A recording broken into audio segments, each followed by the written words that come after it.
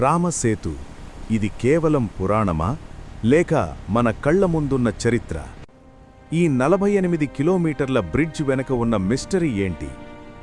ఇండియాలోని రామేశ్వరం నుండి శ్రీలంక వరకు సముద్రంపైన తేలియాడే రాళ్లతో కట్టినట్టుండే ఈ నిర్మాణమే రామసేతు.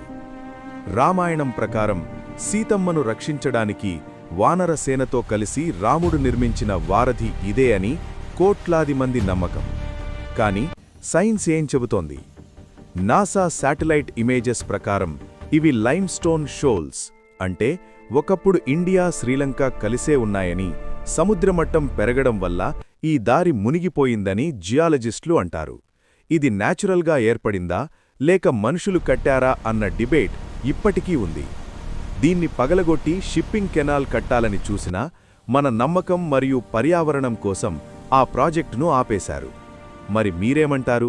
ఇది రాముడు కట్టారా లేక నేచర్ క్రియేషనా? కామెంట్ చేయండి.